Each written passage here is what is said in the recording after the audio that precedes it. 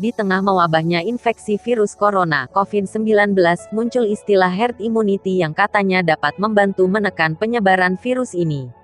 Apakah yang dimaksud dengan herd immunity dan seberapa efektifkah cara tersebut untuk mencegah penularan? Sebelum kita lanjut pembahasan tentang herd immunity, jangan lupa di-subscribe, like, komen dan bagikan ke yang lain agar semua bisa dapat informasi ini.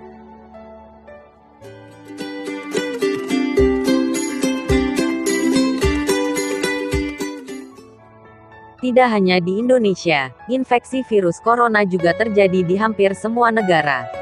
Setiap negara melakukan berbagai cara untuk menekan laju penularan virus corona yang begitu cepat, mulai dari lockdown hingga rapid test secara massal. Di tengah ramainya informasi mengenai COVID-19, sempat muncul istilah herd immunity yang dikabarkan bisa menyudahi pandemi ini. Istilah ini sebenarnya bukan istilah baru dalam bidang medis, tetapi memang jarang diketahui oleh masyarakat awam. Apa itu herd immunity? Herd immunity atau kekebalan kelompok adalah kondisi ketika sebagian besar orang dalam suatu kelompok telah memiliki kekebalan terhadap penyakit infeksi tertentu. Semakin banyak orang yang kebal terhadap suatu penyakit, semakin sulit bagi penyakit tersebut untuk menyebar karena tidak banyak orang yang dapat terinfeksi. Cara yang dapat ditempuh untuk mendapatkan kekebalan pada banyak orang sekaligus adalah vaksinasi.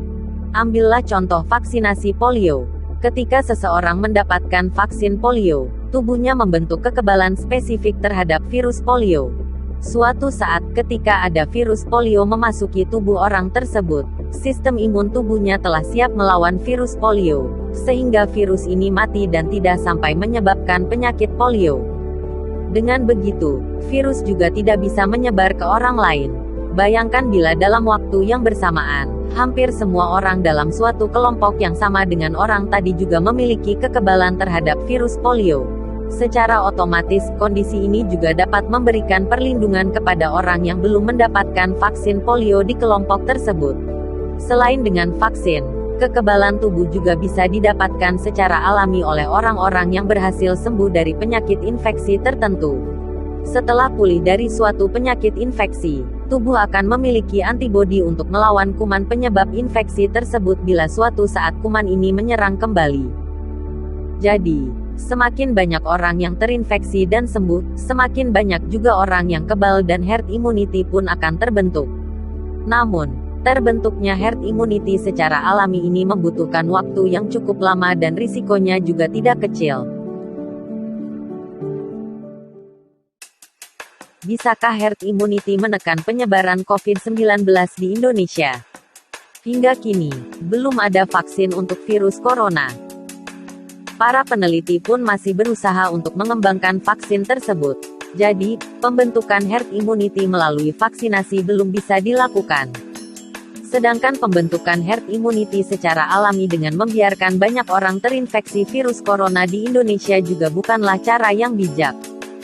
Bagi suatu negara dengan lebih dari 300 juta jiwa seperti Indonesia, dibutuhkan waktu yang sangat lama untuk mencapai herd immunity. Bukan hanya itu, karena COVID-19 dapat berakibat fatal, jumlah korban jiwa akibat infeksi ini akan sangat tinggi bahkan sebelum herd immunity tercapai. Belum lagi, tidak sedikit jumlah orang di Indonesia yang rentan terhadap infeksi virus corona, misalnya lansia atau orang dengan penyakit penyerta, seperti penyakit paru atau diabetes. Cara terbaik yang bisa diterapkan adalah memutuskan rantai penularan, yaitu dengan melakukan berbagai upaya untuk mencegah penularan. Terapkan physical distancing, lakukan cuci tangan secara rutin, jaga daya tahan tubuh, serta batasi pergi keluar rumah. Baik, itu tadi sekilas tentang apa itu herd immunity. Herd immunity belum dapat diterapkan di Indonesia, terlebih vaksin untuk COVID-19 belum ditemukan dan ditambah penyakit penyerta yang paling sering seperti tuberkulosis paru dan diabetes di Indonesia masih sangat tinggi. Jika diterapkan herd immunity di Indonesia, maka bukan tidak mungkin angka kematian yang terjadi akan sangat tinggi. Sekian pembahasan kali ini. Jika ada pertanyaan dan masukan boleh ditulis di kolom komentar yang ada di bawah. Sampai jumpa kembali di video berikutnya.